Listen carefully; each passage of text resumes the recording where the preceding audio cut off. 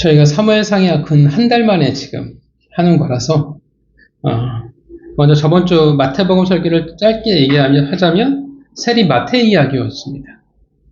어떤 내용이었냐면 부끄러운 과거 혹은 아픈 과거보다 더 큰 은혜를 우리가 기억하며 살아가야 한다는 겁니다. 그렇게 한 주간 여러분이 살아가실 줄 믿습니다.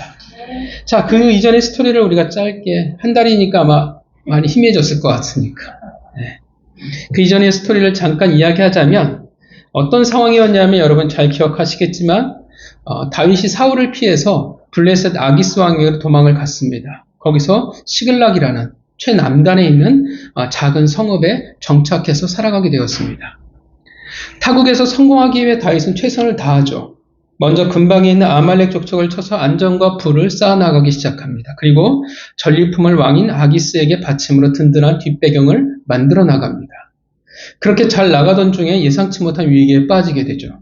먹고 살기 위해 신뢰를 열심히 쌓아 나갔을 뿐이었는데 그 신뢰가 부메랑이 되어 돌아오게 됩니다. 이스라엘의 기름 부음을 받은 자인데 이제 블레셋과 함께 그의 나라를 침공하게 되어버리고 말았습니다. 이제 양자택일을 해야 돼요. 다윗의 입장에서는. 이스라엘에서 내가 살아갈 것이냐? 이제 블레셋에서 살아갈 것이냐? 다윗의 선택이 뭐였습니까?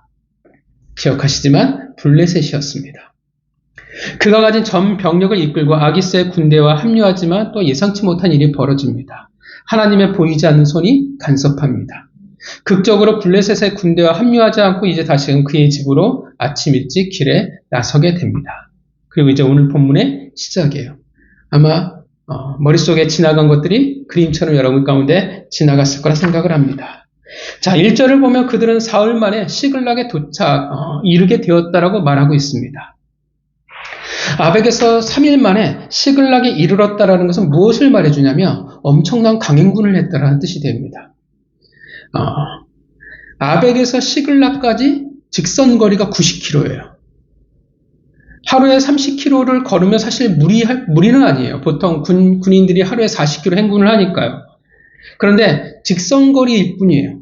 그렇다면 길은 직선거리가 아니죠. 훨씬 더 굽이굽이 되었을 것입니다. 어쩌면 배 이상이 될 수도 있겠죠. 하루에 최소한 4, 50km 그 이상을 그들이 달려간 겁니다. 그것도 온갖 무장을 한 채로 또 식량을 가득 진 채로 그들이 다시 그 길을 나선 겁니다. 나중에 보면 뒤에 보면 부설 시내에서 그 뒤처지는 자들이 생기는 이유이기도 합니다. 자, 왜 그랬을까요? 왜 그렇게 무리한 행군을 했을까요? 기뻐서 그랬을까요? 집에 빨리 돌아가고 싶어서? 물론 이제 그럴 수도 있어요. 원치 않는 전쟁이었죠. 더군다나 동족을 상대로 전쟁을 해야 되는 상황이었는데 말도 안 되는 방법으로 전쟁에 나가지 않아도 되었습니다. 이제 가족들이 기다리는 집으로 가면 됩니다. 너무 신났을 거예요. 그런데 다윗은 좀 달랐을 거예요. 왜냐하면 분명히 이 모든 일들은 사실 하나님이 하셨다라는 것을 다윗은 알았을 것입니다. 애써 외면하고 있는 거예요. 여전히 왜라는 질문을 가지고 그가 돌아가고 있을 것입니다. 근데 그들에게 편치 않는 사실이 하나 있었어요. 왜 그럴까요? 왜 이렇게 서둘러 돌아가고 있을까요? 왜냐하면 지금 다윗은 어떻게 해요? 다윗과 함께 하고 있는 사람이 몇 명입니까 지금? 몇 명일까요? 600명이에요. 그 말은 뭐냐 하면 시글락은 지금 완전히 무방비 상태라는 거예요. 전 병력을 다 이끌고 다윗이 나온 거예요. 그래서 지금 급해요. 서둘러 무리할 정도로 급히 시글락에 그들이 되돌아가고 있는 것입니다. 염려가 있었겠죠? 그리고 불행히도 그 염려가 맞아떨어졌습니다. 급히 시글락에 이르렀지만 그들의 눈에 보이는 것은 불타버린 그의 성읍이었습니다. 아말렉 족속에 다윗이 없는 틈을 타서 시글락을 약탈해버리고 말았습니다. 사실 아말렉이 시글락만을 노린 것은 아니에요.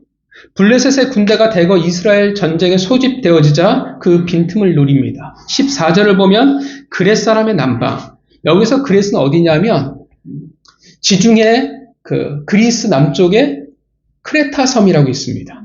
문명에 되게 중요한 섬이기도 해요. 블레셋의 원래 고향입니다. 이곳에 아마 유리하고 있었을 거라고 우리가 봅니다. 그래서 그렛 사람이란 뜻은 곧 블레셋 사람이란 뜻이 되어집니다. 그러니까 블레셋 사람의 남방과 유다를 친 거예요. 불행 중 다행은 시글락은 불살라 버렸지만 아말렉은 사람들을 죽이지 않았습니다. 2절을 보면 모든 사람들, 그리고 나중에 보면 재물들과 20절을 보면 가축들까지 싹 털어가 버립니다. 사람들은 당연히 노예로 팔기 위해서 그들이 잡아갔을 것입니다. 자, 그 기가 막힌 현장을 보면서 다윗과 함께 600명의 백성들이 무너져 버립니다. 대성통곡을 하다가 이제는 울 기력조차 없을 정도로 그들이 슬픔에 빠져버립니다. 그리고 이제 어떤 상황이 되어져요? 슬픔이 바뀌어요. 뭐로 바뀌냐면 분노로 바뀌기 시작을 합니다. 왜냐하면 사실 이 모든 위기는 누구의 선택이었습니까? 결국 다윗의 선택이에요. 블레셋에 내려온 것도 다윗의 선택이었습니다. 아기스의 환심을 산 것도, 그리고 모든 병력을 다 이끌고 전쟁에 나선 것도 다윗의 선택이에요. 여러분들 기억하시지만 유다에서 나발이 다윗을 자극했잖아요. 열받게 했잖아요. 그때 나발을 죽이기 위해서 내려갔을 때 200명은 본진에 두고 400명만 데리고 나갔었어요. 근데 지금 어떻게 해요? 사실 이 시글락은 훨씬 더 위험한 곳이거든요. 아말렉과 어떻게 해요? 접경지역입니다. 훨씬 더 위험한데도 불구하고 전 병력을 다 데리고 감으로 시글락을 무방비하게 만들어버리고 말았습니다. 리더였던 다윗의 패착이에요. 그래서 그들의 전 재산만이 아니라 소중한 가족을 잃어버리고 말았습니다. 그나마 다행인 것은 시글락에 시체가 보이지 않으니까. 죽지는 않았겠지만 문제는 그들이 어디로 갔을지 모른다라는 겁니다. 당연히 그들이 노예라는 비참한 삶으로 전락해 버릴 거라는 것은 너무나 분명했습니다. 너무나 아프죠. 그들의 사랑하는 가족인데. 6절에 분노합니다. 그들이 수군수군대기 시작합니다. 여기저기 원망의 소리가 터져나오기 시작하겠죠. 다윗을 향한 분노의 눈빛, 그 사리를 절대 숨기지 이제는 않습니다. 어떤 소리까지 나와요? 이제는 돌로 쳐 죽이자는 소리까지 나오기 시작합니다. 여러분, 돌로 쳐 죽인다는 것은 보통 그냥 우리가 죽인다는 뜻이 아니에요. 특별한 의미를 담아요. 이스라엘의 법에 있어서 돌로 쳐 죽이는 것은 뭐와 연관되냐면 하나님과 연관돼요. 하나님의 거룩이 훼손되어졌을 때 사용시키는 게 돌로 쳐 죽이는 거예요. 그래서 유대인의 그 법에 의해서 보면 누가 돌로 쳐 죽이냐면 죽는 대상이 되냐면 거짓 선지자, 불효자, 우상을 섬기는 자, 안식일을 범한 자, 그리고 간음한 사람들을 돌로 쳐 죽이라고 명령을 합니다. 이것이 다 하나님의 형상, 거룩과 연관되기 때문에 그렇습니다. 자, 다윗의 마음이 다급해져 갑니다.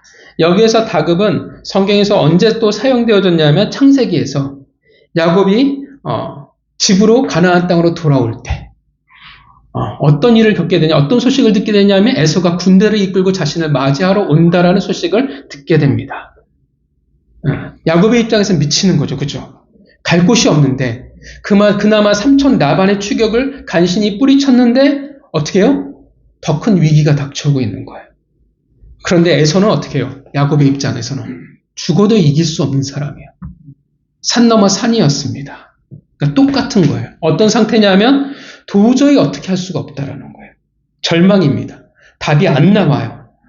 그런데 갑자기 성경은 6절에 뭐라고 얘기합니까? 그의 하나님 여호와를 힘입고 용기를 얻었다라고 말합니다. 7절, 그러자 어떻게 해요? 아히멜렉의 아들 제사장 아비아달, 우리가 기억하시지만 노브 제사장의 학살 사건 때 유일한 생존자입니다. 그가 도망을 하면서 뭘 가지고 나왔냐면 대제사장의 에봇을 가지고 나와요. 그 에봇 안에 뭐가 있습니까? 우림과 둠밈이 있어요. 사울이 가지고 있는 것은 가짜고요. 지금 다윗이 가지고 있는 진짜 진품입니다. 재미있는 거는 하나님을 외면하고 있는데 에봇과 우림과 둠밈을 버리지 않고 있다라는 거예요. 여전히 하나님을 외면하고 있는 거예요. 끝나지는 않은 거예요. 쉽게 말하면 이런 거죠. 이러지도 못하고 저러지도 못한 삶을 살아가고 있다라는 것입니다. 자, 묻습니다. 8절. 다윗이 여호와께 물어 이르되 내가 이 군대를 추격하면 따라잡겠습니까? 하나님이 답하십니다. 그를 쫓아가라. 내가 반드시 따라잡고 도로 찾으리라. 자, 이게 오늘 본문이에요. 본문은 우리에게 무엇을 지금 말씀하고 있을까요? 본문은 계속 지금 다윗과 사울을 비교해 나가고 있습니다. 사울의 위기를 기억하시겠지만 누구의 잘못이었냐면 그것도 사울 본인의 잘못이었어요. 결국 그 끝에 위기에 이르게 한 것은 결국 잘못된 선택이었고 불순종이었습니다. 그러니까 하나님을 떠난 자의 선택이라는 거예요. 오늘 본문도 마찬가지예요. 다윗이 왜 이런 위기를 겪고 있습니까? 하나님이 일부러 고난을 주시는 겁니까? 사실 아니에요. 이거는 다윗의 선택입니다. 사울의 추격이 너무나 다윗의 입장에서 힘겨웠습니다. 도저히 답이 없어 보여요. 그래서 선택한 것이 뭐냐면 이스라엘을 떠나서 블레셋이었어요. 그리고 하나님을 외면해버립니다. 그리고 그 블레셋 땅에서 정말 누가 보더라도 최선을 다해 열심히 살아가요. 기회가 없었냐? 아니요, 기회가 있었습니다. 4년의 시간 동안 하나님은 여전히 그를 포기하지 않으셨습니다. 본문의 3일 전만 해도 어떤 일이 있었어요? 놀라운 은혜가 있었잖아요. 이스라엘을 치러 가야 할 상황에서 동족 상잔의 비극에서 하나님은 그를 건져내셨습니다. 말도 안 되는 방법으로. 사실 그러면서 하나님은 블레셋을 통해서 계속 외치셨어요. 세상 속에 다윗은 숨어있길 원했습니다. 그런데 그 대적을 통해서 블레셋을 통해서 하나님은 내가 누구인지에 대해서 계속 다윗에게 말씀하셨습니다. 기억나시죠? 그러면 깨달았어야 할 텐데.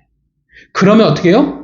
돌이켜야 했을 텐데 다윗은 여전히 외면해버립니다. 전쟁에서 구원하셨다면 하나님이 하신 일에 대한 반응이 마땅히 있어야 되는데 그것도 사실 돌이킬 수 있는 기회를 하나님이 주고 계시는 것인데 오늘 본문에 나오는 이 고통이 없이 어떻게 해요? 끝날 수도 있었을 텐데 그는 끝까지 다윗은 하나님에게 돌이키지 않습니다. 돌이키지 않으니까 어떻게 해요? 끝까지 가는 거예요. 결국 가장 소중한 것을 잃어버리는 아픔, 굳이 모두가 고통 가운데 놓이게 되어져 버렸다라는 것입니다. 이게 사람의 본성이에요.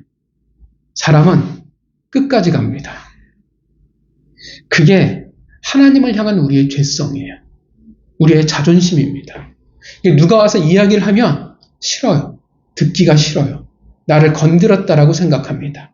들으려고 하지 않아요. 멈추면 되는데 돌이키면 해결할 수 있는데 우리는 잘 그러지 않습니다.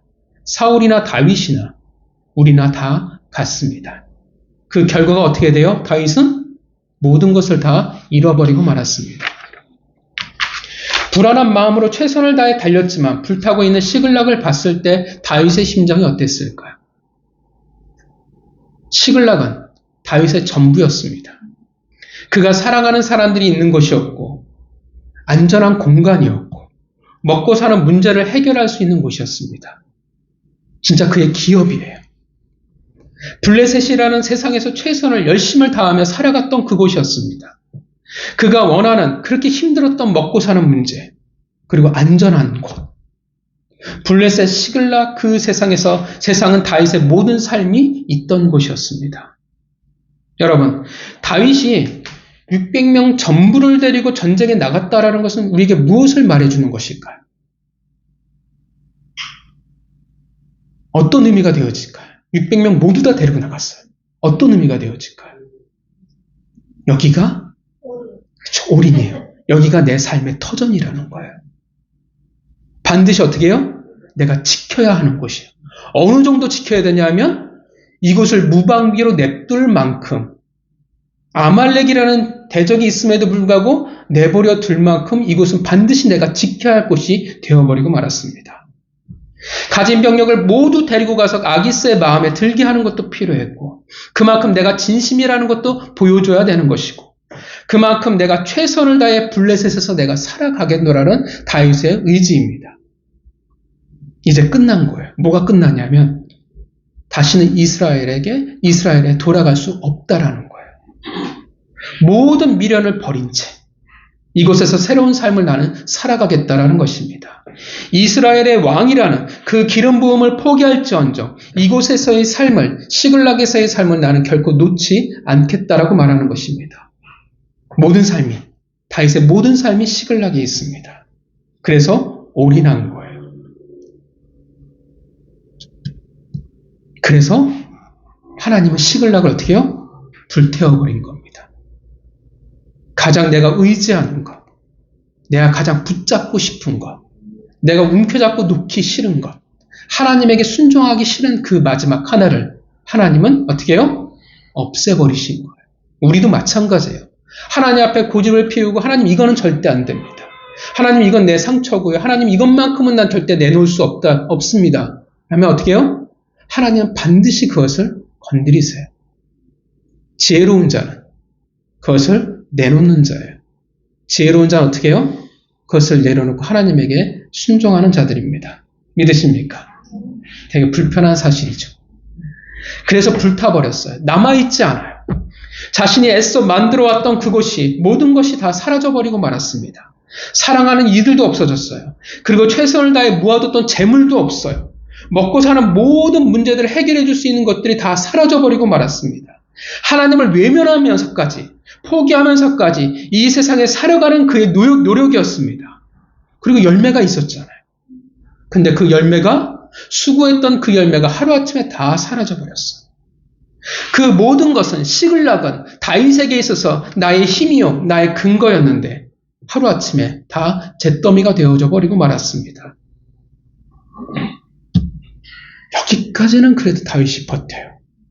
왜냐하면 아직까지 다윗은 다 잃어버린 게 아니었거든요. 다윗에게 남은 게 뭐가 있었을까요? 나머지 하나. 뭐가 남았었을까요? 다윗이 언제 마음이 다급해져요? 600명이 자기에게 돌아섰을 때예요. 시글락은 없어졌어요. 그런데 유일하게 남은 여전히 그의 힘이 있었어요. 그게 뭐였냐면 600명이었어요.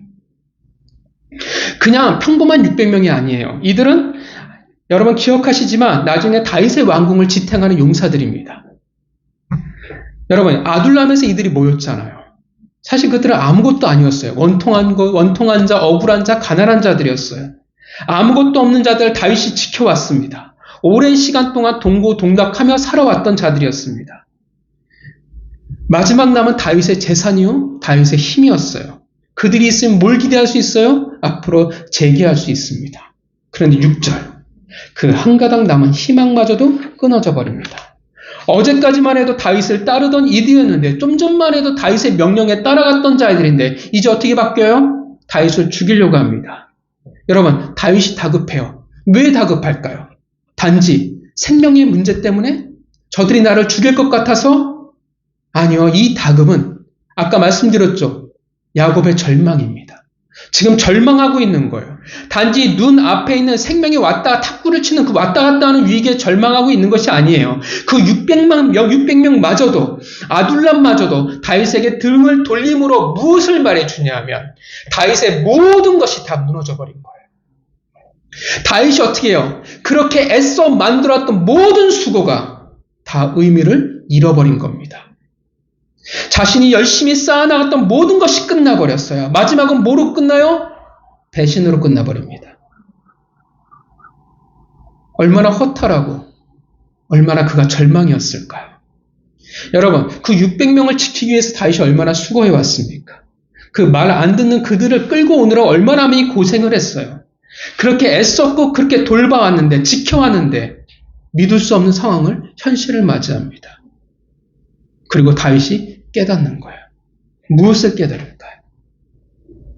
하나님 없이 살아가려고 했는데 이제는 그놈의 지긋지긋한 사명이 아니라 나를 위해서, 우리를 위해서 살아가려고 그렇게 애를 썼는데, 그리고 나는 성공했다고 생각했는데, 내 노력이 인정을 받았다고 생각했는데 블레셋이라는 세상의 1인자에게 인정을 받았고 이제는 그토록 지긋지긋한 먹고 사는 문제도 해결했고 더 이상 추격도 없는데, 나를 따르는 굳건한 600명의 용사가 있었는데 이제는 이 정도 했으면 됐다고, 이제는 안정이라고 생각했는데, 하나님 없이도 살아갈 수 있다라고 이제는 내가 생각했는데, 무엇을 깨달아요?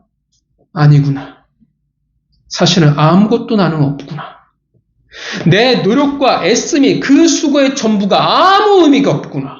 가족도 재물도 사람도 사실은 나에게 아무것도 없었구나. 다 잃었구나. 다 헛되구나. 하나님 없이 살아갈 수 있는 것이 아니구나. 그렇게 될 수가 없구나입니다. 결국 이 땅이, 이 세상이 내 힘과 산성이 아니라 하나님만이 나의 산성이요 힘이라는 것을. 세상은 헛되고 헛되니 헛되고 헛되도다. 그 모든 것을 다 잃어버렸을 때, 그 소중했던 자신의 것이라고 생각했던 그 모든 것을 다 잃어버렸을 때 다윗은 비로소 깨닫습니다. 두 손에 더 이상 움켜잡을 것이 없었을 때, 그 절망을 맞이할 때 그가 이제 움직입니다. 이게 참 다윗의 장점이에요. 다윗은 결정하면 다윗은 주저하지 않습니다. 이것이 다윗과 사울의 큰 차이이기도 합니다. 그래서 6절에 뭐가 나와요? 그의 하나님 여호와를 힘입고 용기를 얻었더라. 그 말은 뭐냐면 위기의 순간에 하나님이 그에게 특별한 힘을 주셨어, 특별한 마음을 주셨어라는 의미가 아닙니다. 여호와를 힘입고 용기를 얻었다라는 것은 뭐냐 하면 그의 근거가 바뀌었다라는 사실을 얘기해 주는 거예요. 이건 그의 고백이에요. 그의 깨달음이라는 것입니다. 결국 세상에서 힘을 얻고 용기를 얻는 것은 세상으로부터 얻는 것이 아니라는 거예요. 누구에게서 얻을 수 있어요? 오직 하나님에게서만 힘과 용기를 얻을 수 있다라는 거예요. 그것을 깨닫고 그것을 확신합니다. 그전에는 이 확신이 없었어요.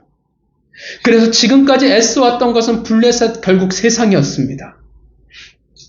아시지만 아는 것과 여러분 믿는 것은 다릅니다. 세상에서 견고한 내 위치, 재물과 안정된 삶에서 힘을 가지고 용기를 얻었어요. 우리도 그러잖아요. 힘과 용기를 어디서 얻어요? 평수에 있는 아파트, 그죠? 통장이나 뭐 이런 게 돈 찍혀 있는 잔고. 우리 아이들이 잘 자라서 좋은 길을 갈 때 거기서 힘과 대부분 용기를 얻잖아요. 다 알거든요. 힘과 용기는 하나님. 근데 믿음은 어디를 향하냐면 하나님이 아니라 이 세상의 것을 향합니다. 안정된 삶에서, 성공해서 우리는 보통 힘과 용기를 가지게 됩니다. 근데 이제 다윗은 알아요. 아, 그런 게 아니구나. 왜냐하면 세상은 온데간데 다 사라져버렸거든요. 그리고 결국 힘과 용기는 하나님에게 시작된다라는 것을 알았습니다. 깨달았습니다. 사실 하나님 여호와로 인하여 힘과 용기를 얻는 것은 하나님을 근거로 살아가는 자의 당연함이에요. 사도행전 17장 28절에 이렇게 말합니다. 우리가 그를 힘입어 살며 기동하며 있느니라. 힘입어 사는 거예요. 하나님의 백성은 원래 하나님을 힘입어서 살아가는 존재입니다. 에스라 7장 28절 나의 하나님 여호와의 손이 나의 위에 있으므로 내가 힘을 얻어. 또한 성경에서 다윗에게 있어서 용기라는 말 쓸 때 항상 뭐와 연관되어지냐면 하나님과의 관계와 연관되어져서 사용되어집니다. 그 말은 이제 뭐가 되어지냐면 세상의 백성이 아니라 다시금 다윗이 하나님의 백성, 하나님의 사람이 되었다라는 뜻이 되어지는 겁니다. 이제 정상적인 관계로 다시금 되돌아간 거예요. 갑자기 하나님이 다윗에게 힘과 용기를 부어주신 것이 아니라 하나님의 백성으로 돌아왔더니 세상을, 상황을 근거로 하지 않는 하나님을 근거로 하는 용기와 힘을 얻게 된다는 것입니다. 그랬더니 하나님을 힘과 용기로 근거로 하는 삶이 무엇으로 연결되어지냐면 당연히 반응이 어디로 이어지냐 하면 무엇으로 이어져요? 본문을 보면 7절 아비아달에게 이르되 원컨대 에봇을 내게로 가져와라. 무엇으로 이어지냐면 하나님으로 이어지는 거예요. 그러니까 내가 하나님의 그 힘과 용기로 살아간다고 하면 반드시 뭐로 어떤 삶이 드러나야 되냐면 하나님으로 이어지는 삶이 되어지는 거예요. 하나님으로 갈 수밖에 없어요. 하나님으로 내가 이제 반응하기 시작한다라는 거예요. 단지 내가 죽을 위기에 놓였으니까 하나님 살려주세요라고 하는 게 아니에요. 그 마음으로 에봇을 가져와라. 그 마음으로 우림과 둠밈을 가져오라고 말하는 게 아니에요. 이제 하나님을 근거로 살아가는 자, 세상이 아닌 하나님에게서 힘과 용기를 얻는 자, 이제 어떻게 시작하냐라는 거예요. 그가 어떻게 살아가냐라는 거예요.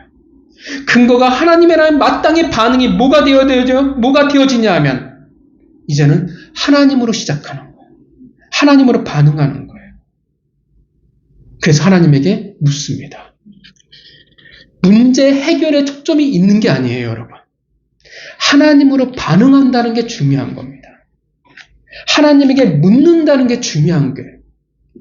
하나님이 내가 기도의 응답을 듣든 말든, 실력이 있든 없든, 하나님이 내 인생의 문제를 들어주든 말든, 뭐가 중요하냐면 내가 하나님에게 물었다가 이제 중요한 겁니다. 이게 그전과 달라진 거예요.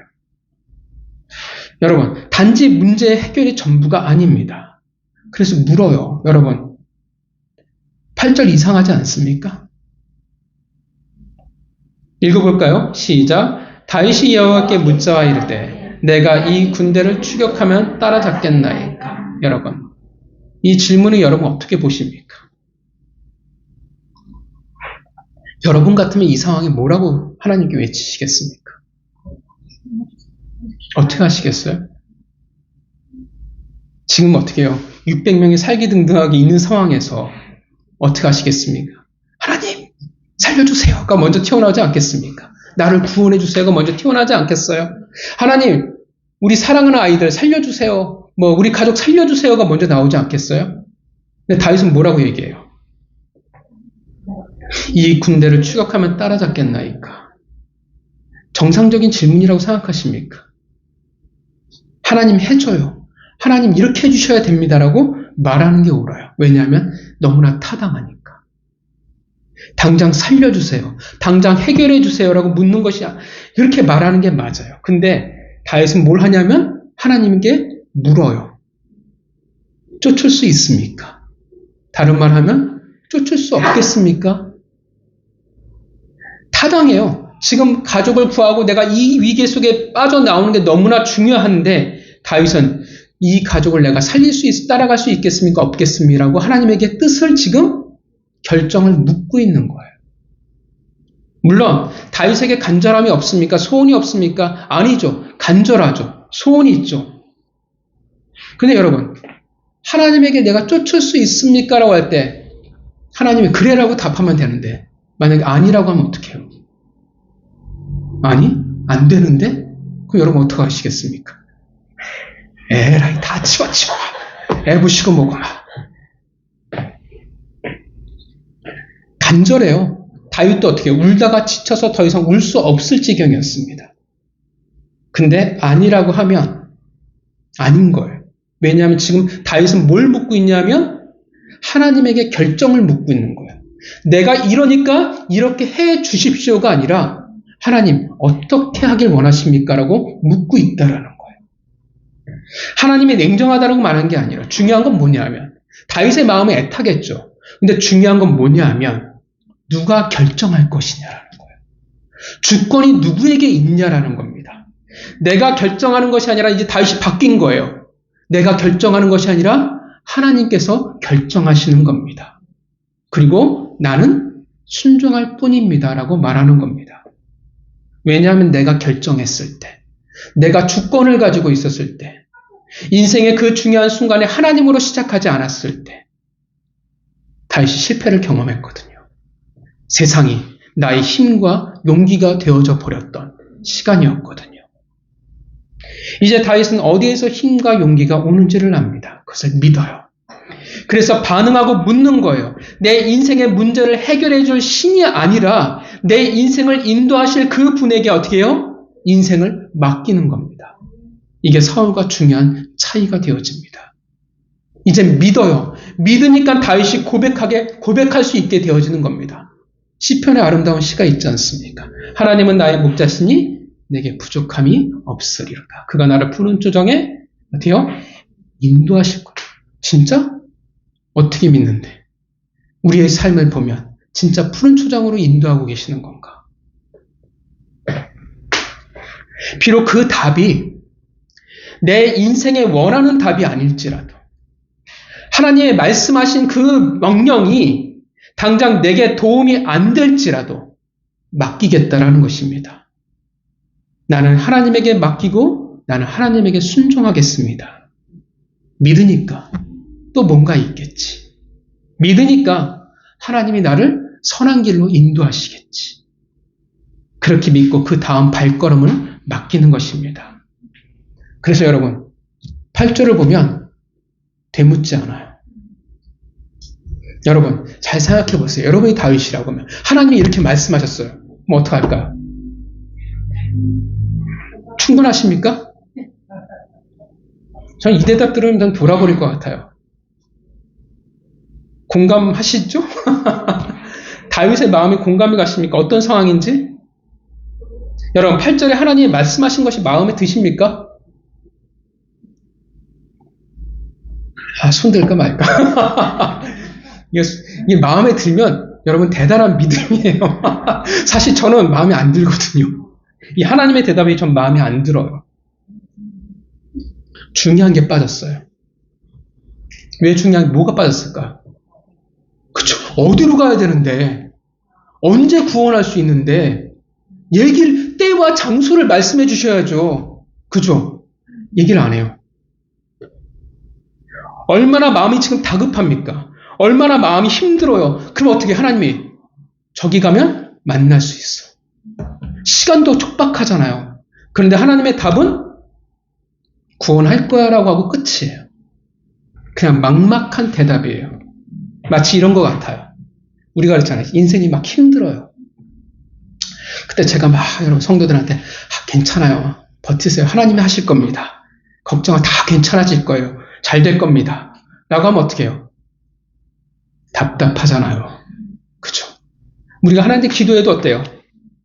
하나님 막 기도하면 괜찮아. 사랑하는 나의 자녀 누구누구야. 괜찮아. 잘 될 거야. 근데 그게 마음이 위로가 돼요? 안 되거든요. 왜냐하면 구체적인 대안을 주셔야죠. 언제 그렇게 도와주실 건데? 어떻게 도와주실 건데? 하나님이 그렇게 말씀하시면 또 누군가가 그렇게 이야기해주면 우린 답답해요. 그래서 한쪽 귀로 듣고 한쪽 귀로 흘러버립니다.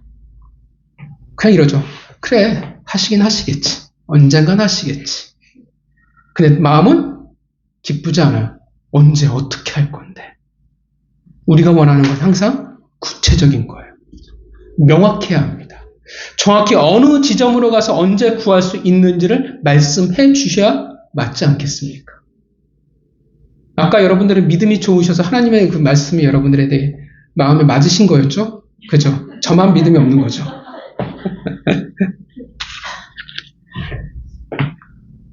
그런데 다윗의 반응이 뭡니까? 묻지를 않아요. 되묻지를 않아요. 그냥 하나님의 말씀에 순종합니다. 의심하지 않아요. 그리고 600명이 외쳤겠죠? 자, 가자. 쉬울까요? 어디로 가는데? 대충 어림잡아서 움직이긴 했겠죠. 흔적을 추적하고 또 그전에도 아말렉을 상대해 봤으니까. 근데 도박이잖아요. 내 인생 혼자라고 하면 상관이 없겠는데 600명을 데리고 나를 죽이겠다는 600명을 데리고 가족의 생명을 걸고 도박을 한다는 것은 쉬운 일이 아닙니다. 그래서 이 모습을 보면 다윗의 모습을 보면 굉장히 무식해 보여요. 그래서 기독교는 굉장히 무식해 보입니다. 왜냐하면 믿음이라는 것 자체가 무식하거든요. 누군가를 그렇게 믿는다라는 것이 바보 같아 보일 수밖에 없어요. 더군다나 요즘 시대에. 그래서 젊은 사람이 보기에는 정말 기독교는 답답하고 한심한 종교가 될 수밖에 없습니다. 근데 믿음은 원래 답답한 거예요. 여러분, 하나님의 아브라함을 부르셨을 때 기억하십니까? 내가 내게 지시할 땅으로 가라고 얘기했어요. 본토 친척 아비의 집을 떠나 내가 내게 지시할 땅이에요. 떠나는데 어떻게 해요? 아브라함이 알고 떠났어요? 모르고 떠났어요. 일단 떠난 거예요. 왜냐하면 지시할 땅이었으니까. 믿음으로 그냥 순종하는 것입니다. 오늘 본문이 무엇을 보여주고 있습니까? 세상에서 힘과 용기를 찾던 다윗이 달라졌습니다. 세상의 근거였던 다윗이 달라졌어요. 그래서 하나님을 찾아요. 하나님으로 시작을 합니다. 그리고 하나님의 말씀에 이제 순종합니다. 여러분, 우리도 사실 다윗과 별반 차이가 없습니다. 분명 우리의 본향이 어디인지 우리는 모르지 않습니다. 그런데 우리는 마치 블레셋이 세상이 전부인 것처럼 우리는 살아가려고 합니다. 우리는 모두 다 기름 부음을 받은 자들입니다. 믿으십니까? 구원받았는데 기름 부음을 받지 않았다라는 말 자체가 성립이 되지가 않아요. 다윗에게 기름을 부었을 때는 목적이 있었죠. 그래서 기름 부음을 받은 모든 자들은, 구원을 받은 모든 하나님의 백성들은 다 하나님의 목적을 가지고 있습니다. 그걸 우리가 사명이라고 말합니다.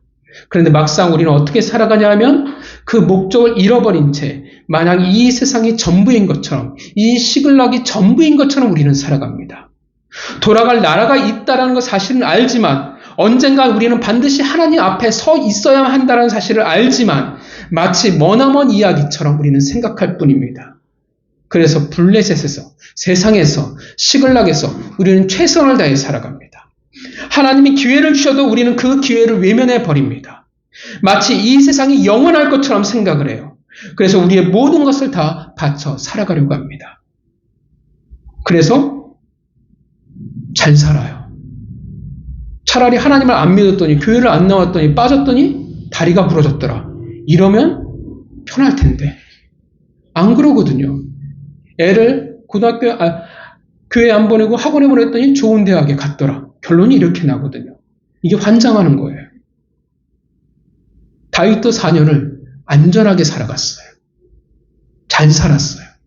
이 땅의 열매를 거두는 것처럼 살아갔어요. 앞으로 이렇게 살면 되는구나처럼 살아갔어요. 사울도 그랬어요. 사울도 죽을 때까지 이스라엘의 왕으로 살아갔습니다. 우리는 그것에 속아요. 하나님을 믿기에 사울을 추격 속에 살아가기보다는 눈 딱 감고 세상으로 떠나면, 세상이 근거가 되면 더 편하고 유익이 될 거라 생각을 합니다. 우리는 끝내 하나님을 마주할 텐데, 그 앞에 서 있어야 할 텐데, 그거에 대한 두려움은 가지고 있지 않아요. 그래서 끝까지 고집을 핍니다. 우리는 사실 다 그럽니다. 여러분, 우리는 속으면 안 돼요. 성도 여러분, 우리의 힘과 용기는 세상에서 비롯될 수 없습니다. 수많은 기회를 잃어버린 채 헛되고 헛되니 헛되고 헛되도라를 우리는 만날 수밖에 없어요. 어리석은 역사가 아픔이 되풀이될 뿐이고, 여러분, 굳이 두 손 들고 주 앞에 나갈 필요가 없잖아요. 한 손만 들고 나가도 되지 않겠습니까? 우리는 하나님에게 힘과 용기가 있다고 말하고 근거라고 말하지만 사실 우리의 삶을 맡기려고 하진 않습니다. 우리는 점검해야 돼요.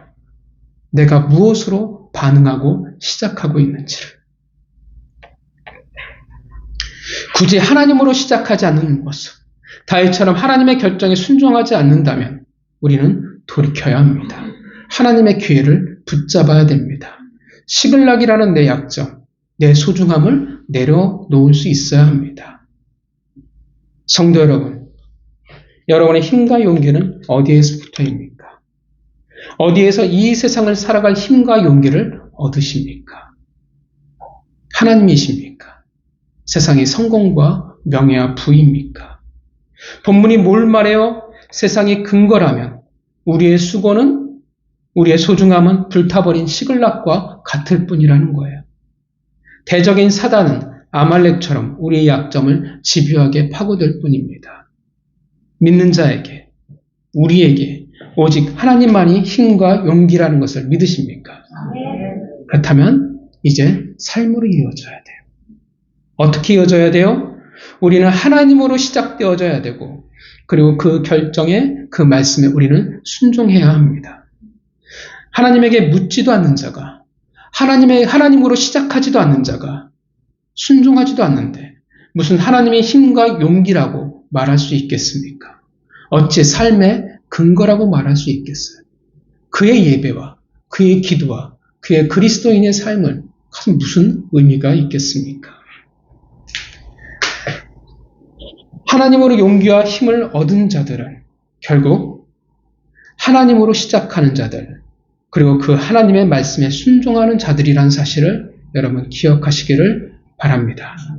그러하게 하나님의 근거로 살아가는 지혜로운 하나님의 백성이 되시기를 주님의 이름으로 축원합니다. 기도하겠습니다.